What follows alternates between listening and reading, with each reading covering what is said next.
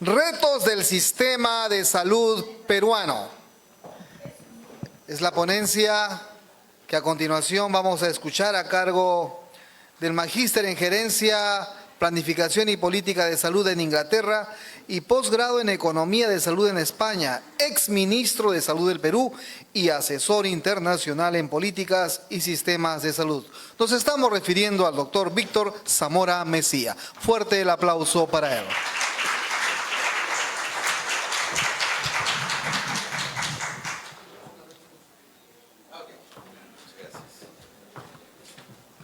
Buenas tardes a todas y a todos. En primer lugar, yo quiero agradecer a las personas que están encargadas de la organización de este evento, felicitarlos por la realización del mismo. Me siento muy honrado de estar al frente de todas y todos ustedes.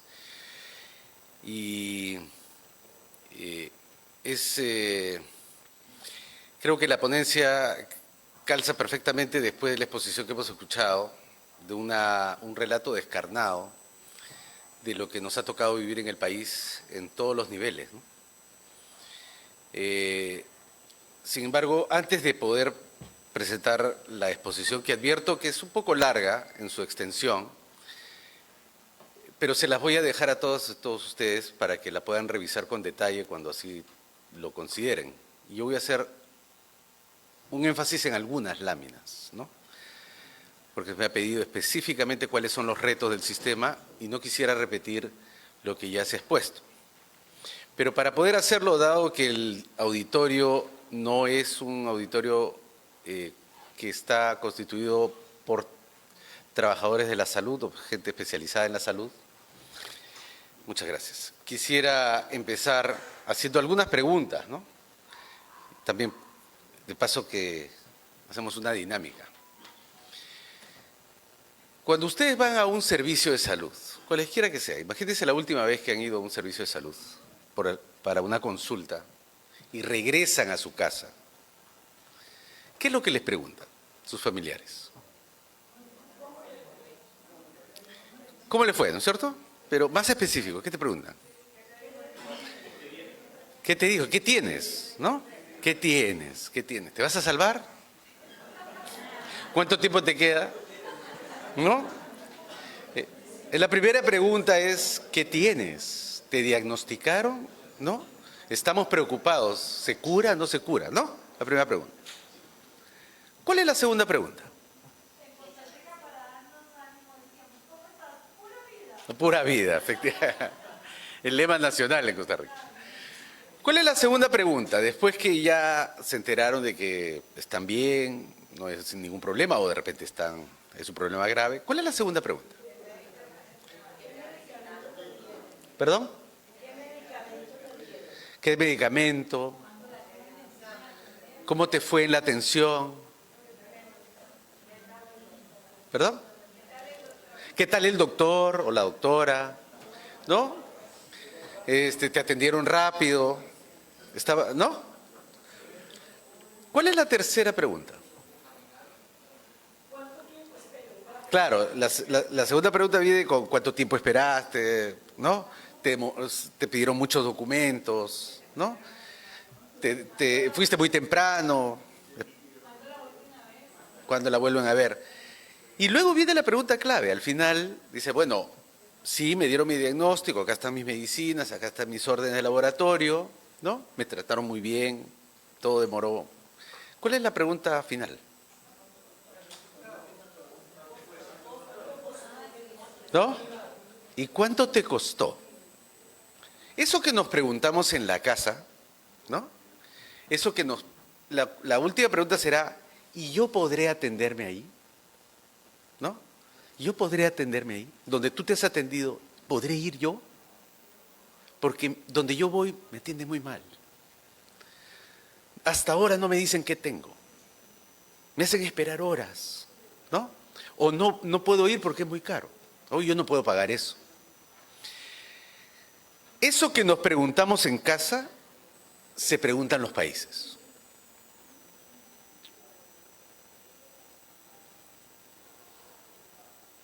Lo primero que se preguntan los países es, número uno, si lo que tiene nuestra población, la población a nuestro cargo, al cargo o cualquier funcionario de un sistema de salud, es si podemos curar las enfermedades de nuestro pueblo. Lo primero, ¿podemos curar las enfermedades de nuestro pueblo? ¿Sí o no? Segundo, y esa pregunta se la hacen en Costa Rica también, ¿no? Y se la hacen en Panamá, y se la hacen en Rusia, y se la hacen en China, y se la hacen en todo lugar. ¿Podemos curar la enfermedad de nuestro pueblo o darle la salud de nuestro pueblo? La segunda pregunta que se hace un gobernante local, regional, nacional, es: ¿podemos entregarle el servicio de tal manera que la gente salga satisfecha? Que no salga requintando, ¿no? Este servicio es una porquería, no vuelvo más, ¿no? Voy a votar por otro, este es un gobierno porquería, etcétera, etcétera. Frustrados. ¿Podemos entregarle un servicio de calidad? Es la segunda pregunta. Y la tercera pregunta es: ¿podemos hacer que ese servicio de salud proteja a nuestra gente de empobrecer? Porque en el Perú la gente se empobrece por enfermar. Por enfermar. Si usted necesita una operación, organiza una pollada, una rifa pro fondos del riñón, ¿no? Una pollada para comprar la silla de ruedas. Una colecta por radioprogramas del Perú para pagar el último curso de tratamientos contra el cáncer. Porque la gente empobrece, y cuando empobrece, no empobrece solamente el enfermo, empobrece toda la familia. Se vende el carro, se saca al hijo de la universidad o del colegio, se piden préstamos, se pierde el empleo. Eso el Estado tiene que protegerlo. Todo sistema de salud tiene que hacer esas tres cosas: evitar que la gente se muera de cosas que pueden prevenirse o sanarse, prolongar una vida sana. Segundo, que el servicio sea de calidad. Y tercero, que la gente no se empobrezca por enfermar. Finalmente, que el poblador de Purús o de Tacna o de Tumbes tenga lo mismo que el que tiene en Lima. Que todos podamos tener lo mismo. Esas son las 4 cosas que todo sistema de salud debe tener. El relato que nos ha dado la doctora es un relato que se repite en todo el país durante la pandemia, pero antes de la pandemia y después de la pandemia. Y es que en nuestro país, el sistema de salud del Perú, muchos sistemas de salud, pero del Perú, como ustedes están en Perú, son peruanos, peruanas, el sistema de salud del Perú fracasa en esos 4 puntos. No le puede brindar la salud que nuestra gente necesita. Tampoco se la puede dar de calidad. Y tercero, mucha gente, muchísima gente empobrece. Empobrece por comprar el oxígeno, pero también por comprar el medicamento, por la prótesis, por la cirugía. Y empobrecen más en lugares más lejanos. Y esa es la situación en la que se vive en el Perú. ¿Cómo se hace salud así? En un país que, según las estadísticas, todos somos ricos o somos medianamente ricos porque somos un país de ingresos medios altos en las tablas, ¿no? No somos un país pobre. Pero las estadísticas pues son, como ustedes saben, una forma elegante de mentir, ¿no? Si la doctora y yo nos vamos a comer un pollo a la brasa y yo me como el pollo a la brasa y ella se come la lechuguita, la estadística va a decir que la doctora comió medio pollo a la brasa y yo me comí medio pollo a la brasa, cuando en realidad yo me comí todo el pollo, ¿no? Entonces las estadísticas hay que tomarlas con cuidado. Entonces le decía que, en primer lugar, el desempeño del sistema de salud peruano en esos 4 niveles nos muestran las estadísticas. El COVID es una muestra de ello. Miren, en el COVID perdimos el partido, ¿no es verdad? Lo perdimos. Pero no solamente es el COVID. También Esto es mortalidad materna. Lo que ven a la derecha es mortalidad materna. En el Perú se mueren muchas mujeres por el hecho de parir. Mucho más que en otros países. No tengo un puntero. Este es Perú, está en rojo. ¿Lo ven? Miren, Chile. En Perú se mueren 80 y tantas mujeres solamente por parir. Por cada 100.000. En Chile, 13.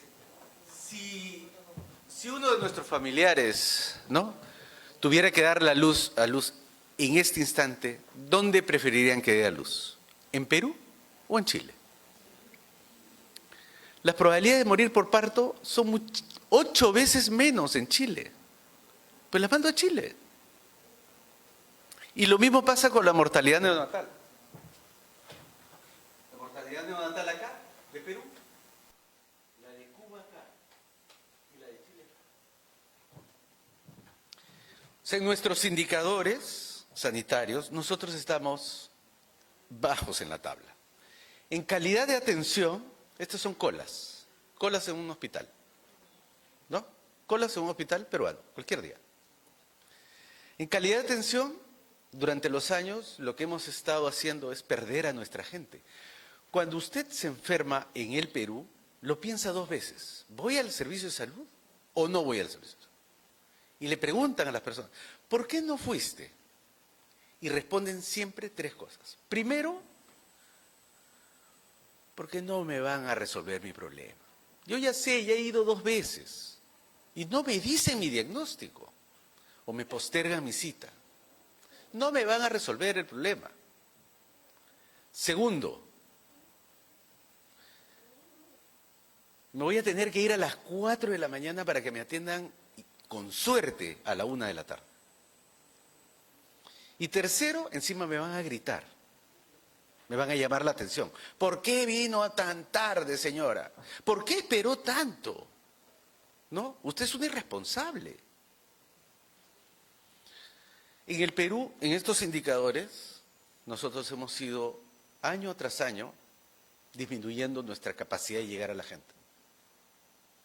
Entonces, no resolvemos el problema. Segundo, nuestra población está insatisfecha. Y eso pasa en casi todos los países, ustedes van a ver. Acá les he traído datos de Panamá, México, Jamaica, El Salvador, Colombia, Brasil. Más o menos pasa lo mismo en América Latina. Y finalmente nos empobrecemos. Este señor, durante la pandemia, vende su carro para poder pagar su tratamiento del COVID. Pero hoy día venden también para el tratamiento del cáncer. Inclusive para tratamiento de cosas más sencillas. Venden sus cosas porque el sistema no es capaz de protegerlos en su financiamiento. Especialmente en medicamentos. ¿Qué es lo que más compra la gente? Medicinas. ¿Por qué? Porque el hospital no las tiene. Porque el centro de salud no las tiene. ¿No? No las tiene. Entonces, cruza la esquina y compras tu medicina. ¿No les llama a ustedes la atención de que cada 2 cuadras hay una farmacia? ¿Por qué?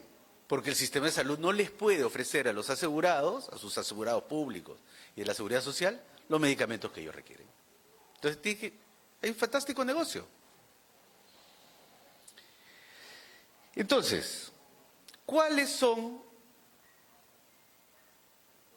los problemas del Perú en su sistema de salud? Para la gente. No estoy hablando de cómo no se realiza, para la gente.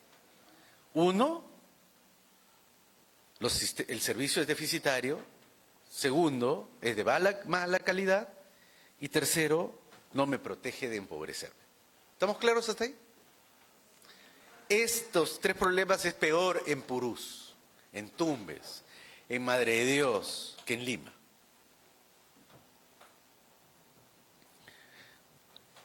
¿Por qué se da eso? ¿Por qué nosotros tenemos un pobre desempeño? La primera razón, a pesar de que hemos avanzado en la cobertura del aseguramiento, voy a volverme otra vez. Este es 1936, el seguro obrero. ¿El hospital obrero? El seguro obrero, 1936.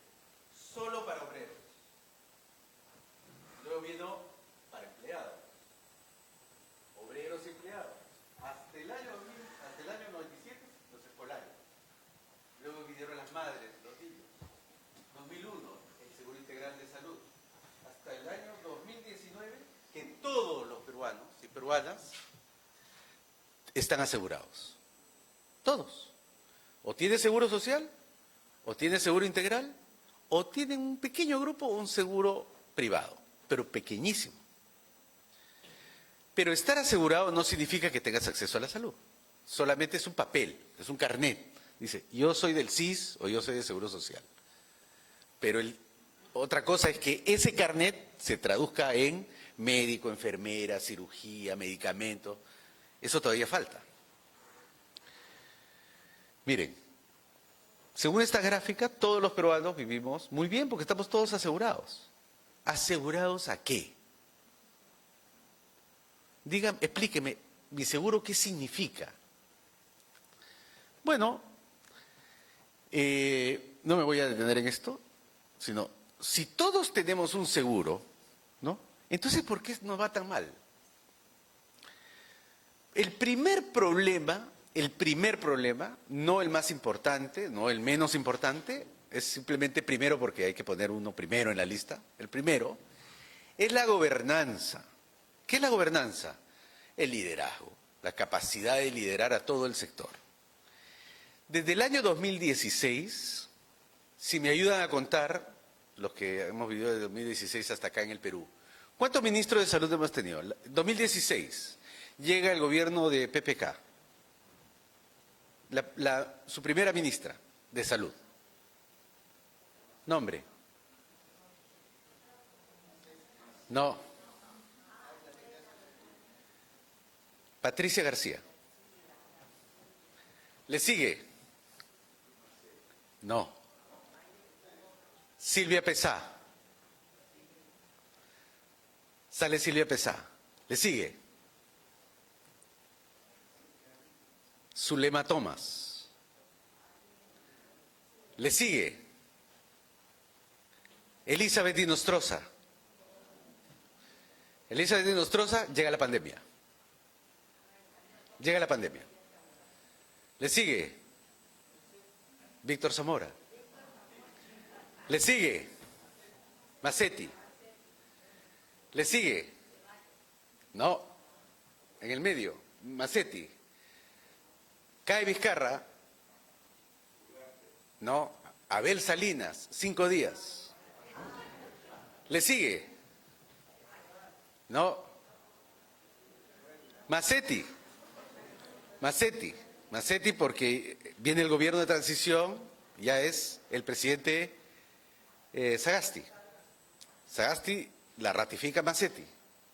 Vacuna Gate, cae Macetti. ¿La reemplaza? Óscar Ugarte. ¿Quién sigue? Ahí sí, Ceballos. Llega el gobierno del presidente Castillo. Ceballos. ¿Le sigue?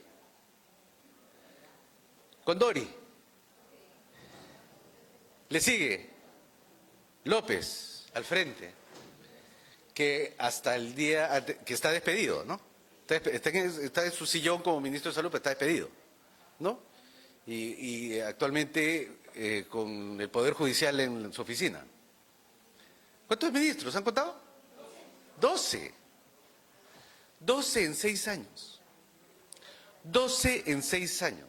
12 ministros, para no hablar de la cantidad de viceministros y equipo.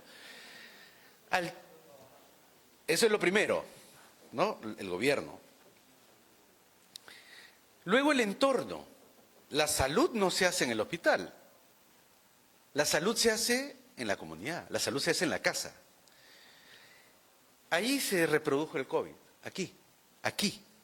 No en los hospitales. Aquí se reprodujo el COVID. La mitad de esas casas, la mitad, no tiene refrigeradora. La mitad. El 80% de la gente que vive ahí no tiene trabajo formal, tiene que salir a trabajar, etcétera, etcétera, etcétera. Las condiciones de vida de la mayor parte de la gente en el Perú es muy mala. Yo no le puedo, y no voy a hablar de COVID. Digamos que el señor Pedro vive aquí. El señor Pedro tiene hipertensión y diabetes, tiene sobrepeso.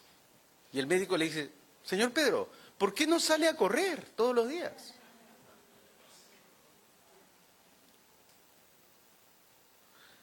Juanita vive acá.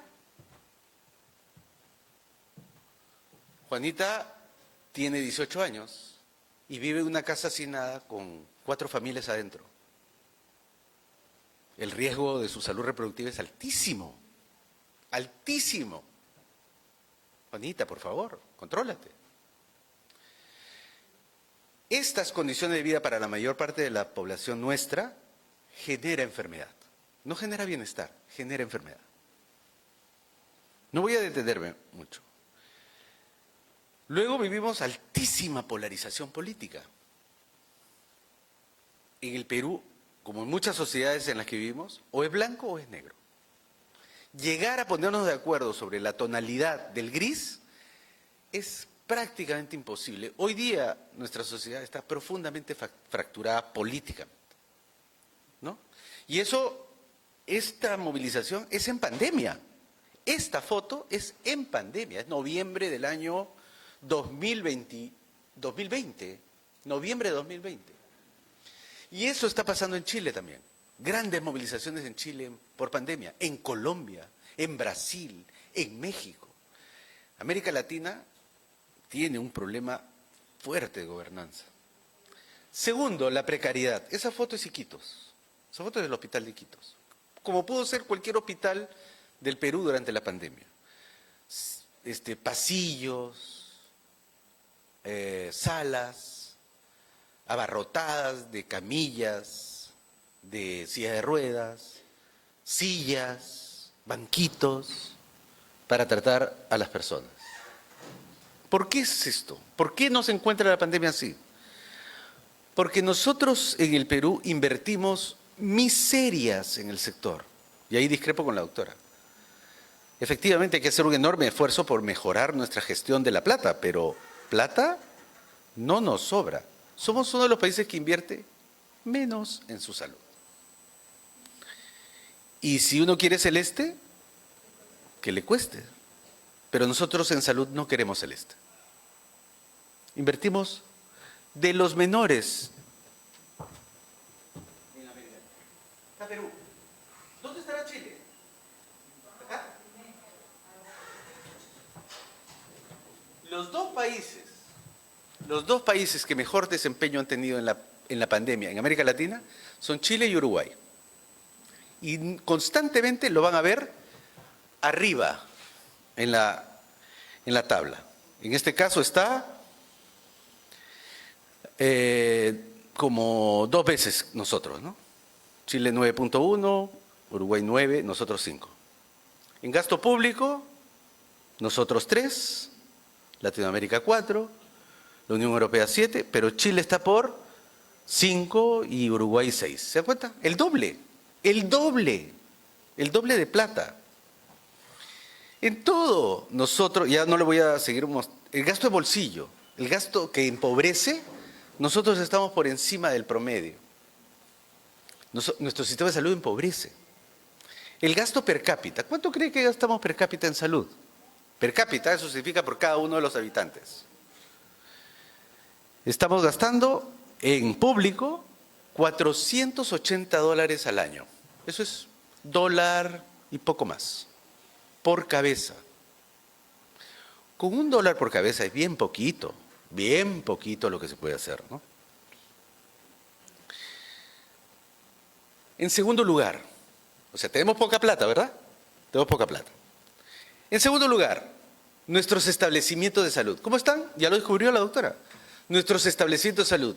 Miren, en la mano izquierda son las postas. Los centros de salud. Los hospitales. Los institutos. Por ejemplo, el Instituto Nacional de Enfermedades Neoplásicas. Los laboratorios. ¿Sabe qué es esa tabla? ¿Qué quiere decir esa tabla? Dice, es el número de establecimientos de salud que están con su infraestructura y su equipamiento inadecuado. O sea, cuando usted entra al hospital, aparece un letrero que dice, este establecimiento es inadecuado. Uy, entonces me voy a ir a uno adecuado. En el Perú no se encuentra uno adecuado. 90 y tantos % de los establecimientos de salud son inadecuados. todos los establecimientos de salud del Perú están en condiciones deficitarias de su infraestructura y de sus equipos. Miren el número de camas hospitalarias antes de la pandemia. ¿Dónde está Perú?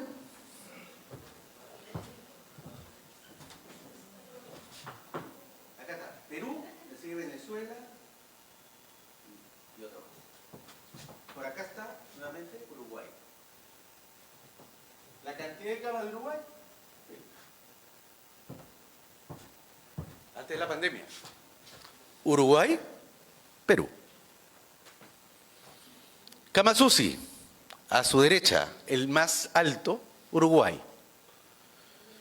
A su mano izquierda, Perú. Ventiladores mecánicos. Ustedes pueden ver acá Costa Rica, hoy mencionaron a Costa Rica, por ejemplo. Mire, acá está. El segundo que nos sigue, acá está Costa Rica. Perú, hemos tenido que aumentar un poquito porque no teníamos. Ventiladores mecánicos, deficitario, ¿no?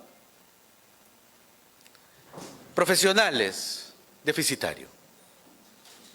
Y si vemos la distribución dentro del país, la mayor parte está en Lima y el Callao. El resto del Perú, sí. La doctora mencionó que tenía 3 intensivistas, ¿no? 4 intensivistas. Madre de Dios no tiene, 0. Hoy día, para no hablar del COVID, ¿cuánta gente vive en San Martín, en la región de San Martín? ¿Cuánta gente cree que vive ahí?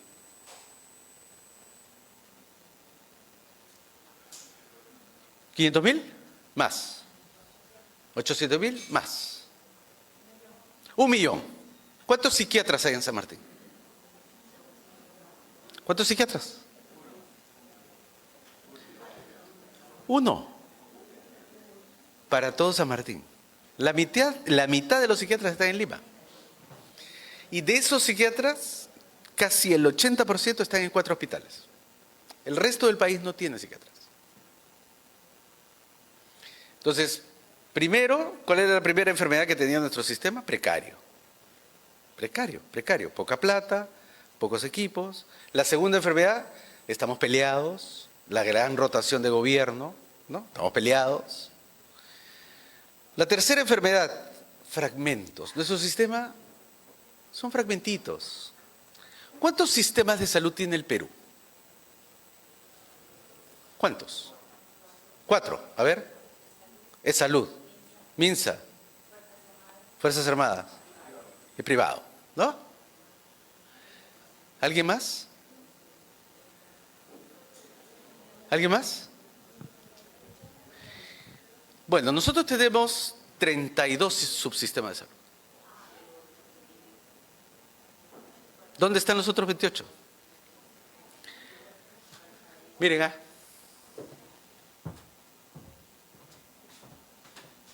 Ministerio de Salud. ¿Quién lo gobierna? El Ministro de Salud. Dirige. La Seguridad Social. ¿Lo dirige? El Ministro de Trabajo. ¿Y usted cree que el Ministro de Salud le puede ordenar al Ministro de Trabajo? El mismo rango. Luego vienen las 3 sanidades, la sanidad militar, la sanidad naval, la sanidad de la Fuerza Aérea. ¿De quién depende? Del Ministro de Defensa. ¿Usted cree que el Ministro de Salud puede entrar al hospital militar y decir, esa cama de ahí, muévala allá? Puede. ¿Es el Ministro de Salud? No puede. Es el Ministro de Defensa. Otro subsistema, la sanidad policial. Y el hospital de policía está a la vuelta del hospital militar. Tampoco el Ministro de Salud puede entrar. Puede entrar, digamos, pero para una ceremonia. Pero para tomar decisiones, no. El Ministro del Interior. Acá hay otro chiquito, la sanidad de los penales. En los penales hay médicos, hay enfermeras, tratando con los internos. ¿De quién depende? Del Ministro de Justicia. Acá está el sector privado. Y acá, 24 regiones. 24. El ministro de Salud es ministro de Salud hasta el cruce de La Marina con Fawcett, porque ahí empieza el Callao. Cuando el ministro de Salud pasa al Callao, el director de Salud del Callao no le hace caso al ministro de Salud, le hace caso al gobernador del Callao, que es el que lo ha designado. Y cuando uno llega a Arequipa, el director de Salud de Arequipa no le hace caso al ministro de Salud, le hace caso al gobernador de Arequipa. Y el gobernador de Arequipa tampoco le hace caso al ministro de Salud, porque el gobernador es electo por los votos. El ministro de Salud es un secretario. Fragmentos, fragmentos. Esto de acá no es sano para ningún país. Por eso en la mayor parte de los países, por ejemplo, europeos, hay un sistema único, público de salud. Todo eso junto. Chile ha avanzado muchísimo, Uruguay tiene un sistema único, Brasil está caminando muy fuerte el sistema único, Colombia también, Perú no. Perú tiene 32 subsistemas. Bueno, la rotación ya le hemos hablado, el tiempo de vida media de un ministro de salud en el Perú es 11 meses, ¿no? 11 meses promedio, ¿no? El que más ha durado en el puesto es el abuelo, ¿ustedes lo conocen al señor Carvalho, que habla en RPP? En RPP, ¿no? Ya. Su abuelo fue ministro de Salud. Y su abuelo duró 6 años como ministro de Salud. Él puso la primera piedra del Hospital Obrero, del Hospital Almenara, en Grau, y duró tanto tiempo que lo pudo inaugurar. Puso la primera piedra y la última, pero es un caso raro, ¿no? En mi caso yo duré 4 meses. Lo otro es lo que dice la doctora, perdemos muchísima plata por todos lados. La poquita plata que tenemos se nos va por todos lados. Ejecutamos tarde y mal, se nos queda la plata. ¿Sabe cuánto de plata en este momento está en la billetera del Ministerio de Salud para comprar medicamentos? Todavía, ya estamos octubre, estamos cerrando octubre. 60% de la plata que se le dio para la compra de medicamentos todavía está en la billetera. Ya no la va a poder ejecutar, estamos a fines de octubre. Noviembre y diciembre para salir a comprar, ya no. Toda esa plata va a ser devuelta. 70% de mantenimiento hospitalario va a ser devuelta. Eso ya es gestión, mala gestión. Y esto también, la corrupción. El sector salud peruano es el segundo sector más corrupto después de transportes. Este es el informe de la Contraloría. Solamente en el 2019, antes de la pandemia, el perjuicio económico era de 1.200 millones de soles, con lo cual se pudo construir, comprar, pagar, etcétera. Hay mucho robo en el sector salud. Claro, miren cómo estamos. Qué fácil, ¿no? En todo, por todo lugar se pierde plata. Cuando uno suma esos pedacitos, sale esta cifra pues astronómica, ¿no? Entonces, ¿cuáles son los retos? Ya para terminar. Los retos son, fundamentalmente, los quiero agrupar en 3 áreas. El primer reto que nosotros tenemos es enfrentar las nuevas enfermedades.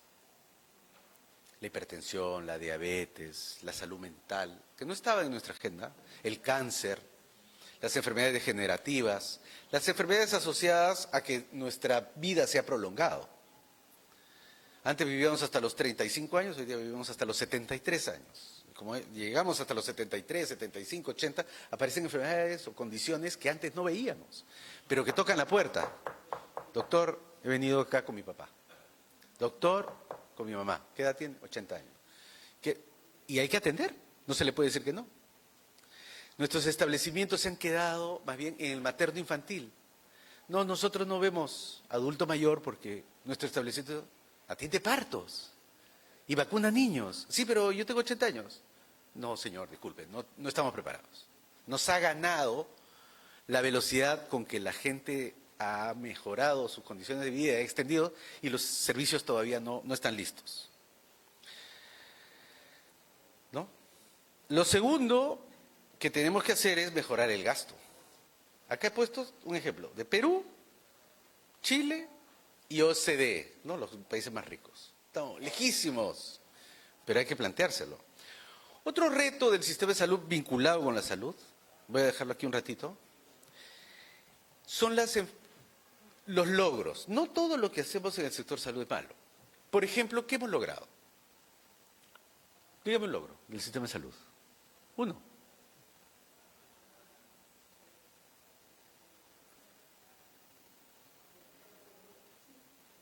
Telesalud es una nueva frontera, ya lo vamos a ver. Pero en términos de la población, ¿qué hemos logrado?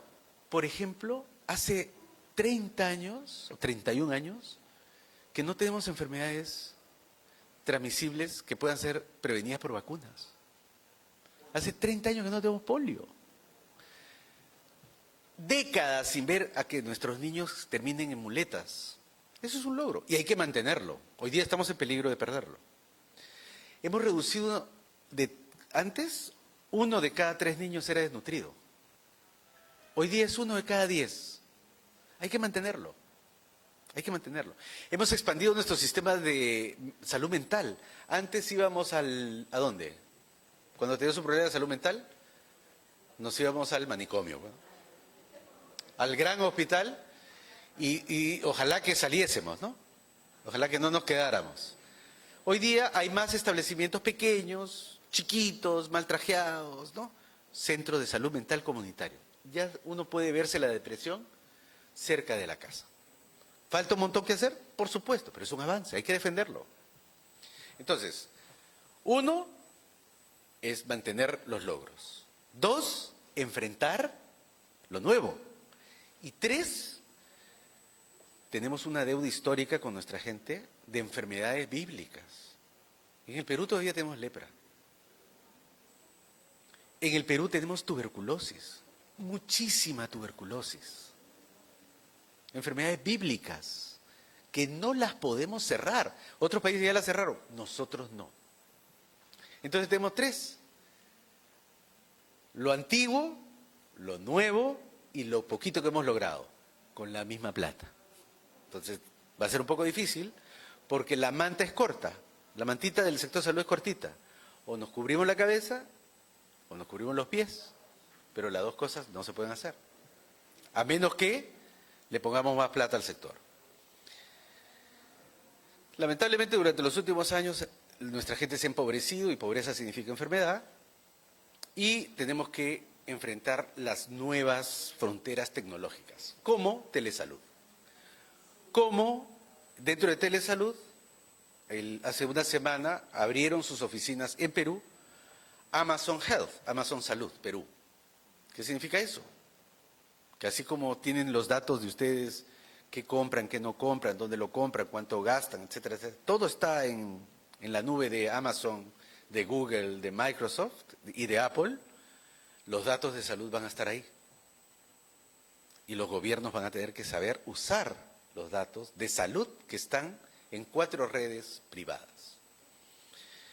Entonces, en resumen, lo que nos ha pasado en la pandemia es expresión pura y dura de lo débil y precario que es nuestro sistema de salud, de lo miserable que son las condiciones de vida de la mayor parte de nuestra población que la enferma, no solo la enferma de COVID, de tuberculosis y de otras enfermedades, donde nuestros indicadores son muy malos. Y la frontera hacia adelante nos permite decir que si es que nosotros no unificamos nuestro sistema, no mejoramos la gestión, no le inyectamos más recursos, difícil vamos a salir de la situación en que nos encontró la pandemia. Difícil, ¿no? Y vamos a terminar en condiciones de emergencia tratando de resolver lo que no hemos resuelto por años. La doctora, por ejemplo, dice que se emitieron 20 decretos supremos, ¿no? Solo en la primera ola, 20. Bueno, en realidad fueron 33 decretos supremos. Yo firmé en esos 4 meses 444 resoluciones ministeriales. O sea, firmé 2 resoluciones ministeriales casi por día, tratando de resolver 500.000 problemas del sector. Desde el cómo es el enchufe hasta los contratos de la gente y los medicamentos, etcétera. Por supuesto, rebasados, absolutamente rebasados por un fenómeno brutal que nos encontró en la situación en que nos encontró. Entonces, disculpen la extensión de la exposición, pero ante este auditorio quería dejar bien claro que nuestro sistema de salud es muy, muy precario y que se necesita mucho trabajo. Y qué bueno que exista un evento de estas características para movilizar las conciencias de profesionales, gente de mundo como ustedes, porque se necesita, además de la plata, además de la política, además de la tecnología, mucha inteligencia. Y qué bueno que existan estas reuniones para convocarlos y convocarlas, si es que tienen tiempo, voluntad y fe, a contribuir a un sector que de verdad está muy atrasado y que requiere de construir patria, mucha inteligencia y mucho cariño. Muchas gracias.